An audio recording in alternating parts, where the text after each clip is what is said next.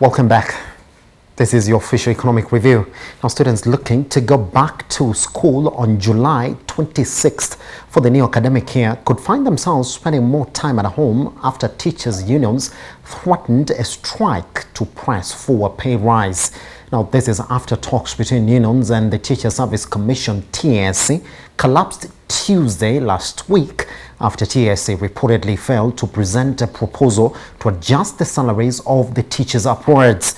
Now, the Kenya National Union of Teachers (NAT) and the Kenya Union of Post-Primary Education Teachers (KUPPET) and the Kenya Union of Special Need Education Teachers (KUSNET) were invited for talks on a new collective bargaining agreement (CBA) for the next 5 years. Now, with the directive to freeze salary increments for the next 2 years in civil service, TSC instead offered fringe benefits such as improved maternity and paternity leave, with the unions rejecting the offer after the meeting that began at 10 a.m. and ended at 4 p.m. That's a long meeting. All right, let's look at exactly this data that we have for you this morning in terms of the way the teachers in the country have been remunerated in the country. And that's exactly where we are. And we're looking at the different job groups in the country. And what you're going to see there is that, well, that's what they get all the way from G to L. And we have various designations there. We have P1 teachers, we have ATS 4 all the way to GAT 1. That's exactly how they've been paying. Let me just tell you exactly like what a P1 teacher takes home in terms of house allowance. It's 5,000 to a GAT 1 taking home 20,000. In terms of gross salary, we have a maximum of 30,000. All right, in terms of a P1 and 25,000 at minimum, with a GAT1 taking all the way to 61,910 in terms of gross salary minimum, and the 71,880 in terms of a maximum. All right, let's cross over this morning and look at another area in terms of the way the teachers in the country are getting paid, and in terms of exactly how we've been spending in wage repayments in the country. You can see that it has been on an increasing trend, and that's what we're going to confirm this morning on why we have that trend all the way from 2015 to 2019. What we do know is that they have been spending more in terms of TSC. Let's cross over again and look at the last data set that we have for you there in terms of expenditure, and you can see that we have that corresponding expenditure again all the way to 2019. 2020. This morning, we're joined by three gentlemen. I'm going to introduce them one by one. We have Jasper Ondimo, who's an education expert. Jasper, good morning, sir. Good morning to you. Thank you for having me on the show. Anytime, Jasper. All right, we're also joined by Tommy Rendo, who's a policy analyst. Tommy, good morning, sir. Good. We are also joined by Alexander Owino, who was also an economic analyst. Mr. Owino, how are you doing, sir? Good morning. Good morning, and thank you for having me. Anytime. All right, let's jump into that conversation. I'm going to start with you, Jasper. That if you look at what they were given fringe benefits such as improved maternity and paternity leave, with the unions rejecting the offer in a meeting that lasted 6 hours. Nothing really came out that the teachers could take home. Yes, but let's first understand where we are. Is this the best that TSC could do going by the prevailing circumstances in the country? I did appreciate you having me on the show. The people around social media have been making a mockery of that particular proposal, increase maternity days. Teachers were expecting going to the negotiating table. They get a particular increment in their salaries because Simba teachers in Kenya, relatively they are not well remunerated as much as there has been consistent increase in their salaries, but overall, comparing to other jurisdictions, you find that Kenyan teachers are lowly paid, and therefore every teacher was expected going to the negotiating table. TSC was going to come with their offer.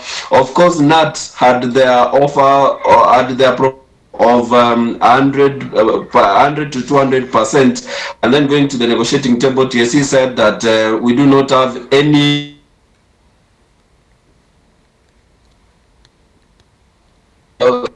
for teachers to hear that particular news. As much as the country is coming out of COVID-19, the economy is really hurt, but there are some sectors as a nation we should prioritize. One of them is education, the other one is health. These are some of the basic sectors that as a country we should pump resources into, and therefore I think it is very unfair for teachers not to get a pay rise in their salaries. And you saw KUT, Wilson Sosion resigned and Colin Soyu was elected. And the Teacher Service Commission has consistently beaten the unions into submission. I mean, even if tomorrow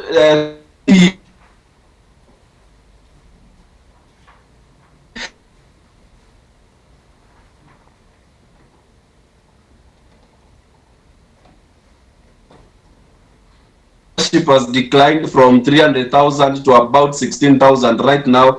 So I will not be surprised next week if TSC comes back and says we do not have any money to add you and please sign this CBA. That is going to sign it very quickly because it has been stuffed of funds, and TSC is willing to sort of revive it. You know, right now it is more friendly to TSC, and therefore for me I can say that the teachers are there or are on their own and nobody is going to defend them, but it is an infringement of the rights which are enshrined in the Constitution, right to negotiate a CBA, right to strike in case you have some grievances, and therefore I think it is really a bad day for teachers. Yes, Jasper, if you look at, can you just lay background to whatever the teachers are trying to negotiate now? This CBA, when does it date back to? The CBA that we are talking about right now, remember there is a CBA that is actually ending this year. So there is a CBA that is supposed to be negotiated for another 4 years. That is 2021 up to 2025. And that is what TSC and the unions are supposed to agree on. Yes. Now, in the previous CBA, there was an increment in salaries, although it was favoring the administrators, the principals, the deputy principals. The classroom teacher received a little increment in the salary. Most of the beneficiaries were the administrators, and therefore going into this particular CBA, the teachers were expecting to get something. And what TSC brings on the table is the issues about extending the days of maternity leave. Of course, maternity leave is quite critical, especially in our nation, because we're talking about bonding in the family and all that. But any employee always thinks about what he or she is going to take into the pocket, and therefore it is all about money. And therefore when teachers are being told there is no increment at all, it raises more questions, and therefore it brings to fore the question that the fact that TSC has been in draconian activities on the union, deregistration of Sosion, pushing Sosion to resign, emasculating the unions. So these are some of the facts that actually point out to why TSC is also refusing not to add teachers' salaries. That they didn't want any opposition. That is why they were very keen on killing this particular union. So telling these employees, teachers are some of the hardworking employees in Kenya, and therefore telling them that there is no salary increment is quite sickening, because they can be able to see projects are running huge infrastructure project. You have CBC being allocated 4.6 billion in the budget. So telling teachers there is no salary increment, I think it is very inhumane. Pretty much. Let me bring in a Tommy Randall this morning. Tommy, we do know what is going on in the civil service now. There is this advisory from Treasury, and we do know the Salaries and Remuneration Commission also did say that we don't expect to see reviews for the next 2 financial years, and that we do know is because we have to conform to the IMF directive that, well, for the next 2 financial years there should not be promotions and salary reviews within that period. And we've seen a lot of allowances also cut back in the civil service. For the very first time, we do know now that you can't get allowances more than 40% of your basic pay. All right, now Tommy, should teachers be considered as a separate entity within the government now, even as that ruling by SRC really is getting active? Unfortunately, I don't think so. They should be considered civil servants as well. As we all know, there is a 930 billion whole deficit in our budget that needs to be filled. And part of the requirement by IMF for us to receive any donor funds was that there would be pay freezes for the next 2 years. Yes. The timing is just unfortunate for teachers at this moment in time. I feel for them, but they should feel the pinch like all of us. We're all hurting out here. Tommy, I'll be coming back to you. Let me bring in Mr. Owino this morning. You raise a very important point. Well, should they be considered different within the country? Now, we don't. If you look at exactly how much TSC has been spending in terms of their remunerations, yes, all the way from 2015 up to where we are right now, they have been getting those increases. In some way, you will see that teachers have been having their way, especially when it comes to their salary negotiations within the country. But then the question should be, should they be treated differently right now, when everybody does know that even in the civil service you expect those cuts coming your way? Yeah, thank you, Simba. I do agree with Tony Randall. Teachers are not, and especially the TSC, they're not an independent constitutional body. They're not a separate arm of government. All the education expenditure is voted for under the appropriations bill. So yes, they are like any other civil servant. There is no basis for distinguishing teachers as a separate item from the appropriations bill. And when you go beyond that, they're not part of the consolidated fund services. Those are the only costs that are probably outside that knife that is being welded by that team from Washington. So back to you. They cannot be separate. Pretty much. Let me bring in Jasper then. Jasper, you hear the two gentlemen saying, well, if the rest of us are suffering, then you should suffer too. I mean, this cry, because Jasper, we are looking at a potential strike notice. So what if you don't get your way? Do we expect the teachers to go back to the street? Simba, first of all, it is very difficult for teachers to go back to the streets because right now we do not have a vibrant nut. What we have is a shell of a union. I mean, you saw last week auctioneers were coming, taking away the tables, the seats. That tells you that this is an ailing union that cannot do anything meaningful as far as the strike is concerned. I've listened to Alex and Tommy as well. I mean, saying that teachers should not anticipate a pay rise, but I think we need to look at the context of Kenyan teachers, that as much as everybody right now is reeling from the effects of COVID-19, but some of these teachers have been more affected by COVID-19. We do have this animal called 100% transition, where a lot of teachers, a lot of learners are going to high school. Some of these schools are highly populated. The teachers need motivation to work more. And what we should be addressing, which most politicians are talking about, is the wastages, especially in the civil service. In the teaching sector, it is very rare for you to find some wastage here and there. But if we are able to curb wastage, as much as I'm not an economist, but if we are able to curb this particular wastage, then we can find enough money to pay these particular teachers. Now, these particular attempts we are making, or this particular culture we have as a country, where we don't want to invest in some of the basic I can call them basic professions or core professions. We have teaching, we have medical care. These are some of the things that the government should really invest in seriously. Why should the government allocate 4.6 billion to CBC and leave teachers hungry? Because you cannot expect a teacher who is hungry to teach this particular learner. And therefore, I understand as a country we might be undergoing through very tough times, but I believe we are not bound by the recommendations of IMF, and teachers of this country, they deserve a pay rise. They've really worked very hard. They are not paid well, and therefore we should look at a position whereby at least these teachers have something in their pocket. Even in the United States of America, which has also been affected gravely by COVID-19. You've seen Joe Biden talking well about teachers, saying that they deserve to be paid better.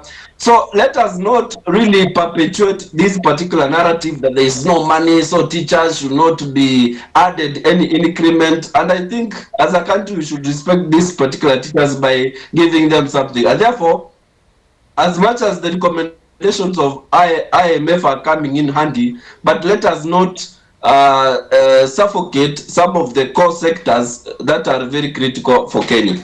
That's it then, Tommy, because that's where the conversation begins. And I want to ask you, Tommy, this morning, let's look at exactly how much, for instance, a P1 teacher takes home, Tommy, because we need to start from there then. If you're going to say that, well, no job reviews for the next 2 financial years, a P1 teacher, a minimum basic salary right now is a 16,692, maximum 21,304. Let's talk about the common allowance. They have a house allowance and commute allowance, 5,000 for house allowance and 4,000 for commute allowance.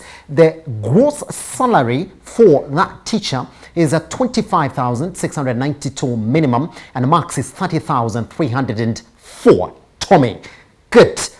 Then you're going to tell this teacher again, who knew very well that after working maybe for these 5 years, there is a collective bargain agreement that comes my way after 5 years, that this teacher who takes home 21,000 as a minimum is not supposed to negotiate for their salary repayments at this time.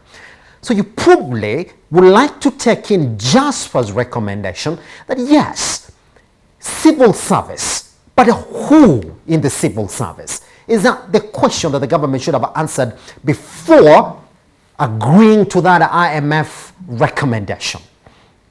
No, they were looking at the big picture with the projects they have to fund. They cannot just single out teachers and treat them specially. My recommendation to the teachers would be, yes, they have one more meeting where they're going to renegotiate.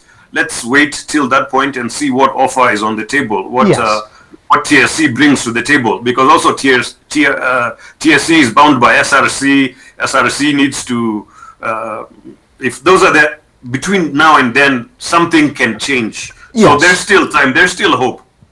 There's still time, there's still hope. Let me bring in, Jasper, before you come in, let me bring in Mr. Wino this morning. Same question. Yes, the country is going through whatever it is going through right now. We need to raise that money. We are borrowing, and whoever is giving us that money is coming in with their own reforms that we have to institute. But then, if you look at that analysis that I've given you this morning, then a P1 teacher who's been teaching for the past 5 years is still going to take home that 21,000 as a minimum. Should have they said yes in the civil service, we're going to do that, but then who in the civil service? Should that be the question we should have answered? Yeah, again, let me echo what Tommy has said. Effectively now, Simba, let's look at the real elephant in the room. Yes. The real elephant in the room is that, firstly, the pandemic has exposed lack of capacity and capability in the state. Secondly, budget making is now out of our hands, Simba. You and me can talk as much as we want. With the IMF bailout, due to the poor state of public finances, effectively that is now out of our hands. It's no longer in our hands. That is the elephant in the room. So TSC is just one small part of a very large hole that you hole with a H, one large hole. You mentioned almost 980 billion being the amount we need to finance. So that discussion is out of our hands now. IMF has said, do not increase pay, freeze hiring, no more expenditure across the board. To that question of asking who, I do not advocate what I call like a pay apartheid within the civil service. You cannot have one leg paid better than the other leg. Yes. That apartheid is not only is it unconstitutional or illegal, but you cannot have it. Yes. People, the principle of equal pay for equal work. What about the policeman on the street? What about the doctor treating you? What about the teacher? You cannot say the doctor or the policeman or the teacher or the planner is any more valuable than the other. You know, the principle of equal pay for equal work. But ultimately, the elephant in the room, budget making is out of our hands, Kenyans. And the earlier we recognize that, the better. So really, you should be asking, what are the options that we have? What are the options that TSC has? And I can see three options. One is really that one, which is unpalatable, which is cut pay. That is not very good. Or cut staffers. That is also not very good. The other option is to go virtual, to deploy technology.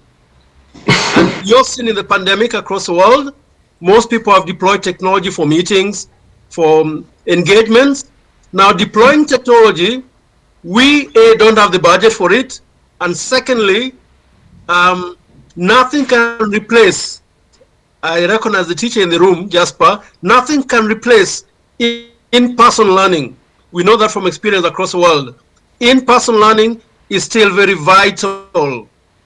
So that's where you are, Jasper. Budget making is out of our hands. IMF has made their terms clear. TSC has very few options. Cut pay, cut numbers, or go technology, go virtual. And let me remind you, and Kenyans, that famous one laptop per child project failed about 7-8 years ago. I don't think today we can start adding technology to Jasper's sector, adding virtual classes, adding cameras to classrooms. That simply will not happen. There's no capacity and capability to do that. Back to you, Simba. All right, Jasper, 15 seconds, because I know you wanted to say something there, so that you clear this conversation so we can bid you goodbye and continue with these two gentlemen after we come from this break. 15 seconds, if you may, Jasper. Thank you. I ought to have given this particular background. The separation of teachers from the civil service came during the time of President Moi, because he believed the teachers were so many, and therefore, in case of a salary increment, the government could have really incurred a lot of money. So he said there is the civil service, those who work for government, and then there is teachers, which has persisted until today. But largely, I believe that teachers deserve a pay rise. Of course, we cannot talk about reduction of staff, because the country has a shortfall of about 200,000 teachers, and therefore you cannot anticipate the reduction of staff. But as I said, as a country, we need to give priority to the core sectors of this particular nation, because once you have teachers who are demoralized, once you have teachers who cannot meet their basic needs, teachers who are psychologically disturbed, they cannot be able to deliver well in class. And therefore, I think we should call on the government to institute measures of ensuring that there is no wastage, and to bring that particular money that is being stolen or being embezzled to the critical sectors of the economy. Thank you. Pretty much, Jasper. At this point, I'd like to say thank you very much for joining us this morning. And at this conversation, you've been quite invaluable in terms of your input. We take a short break. Once we come back, we continue with the rest of the conversation this morning. Good morning.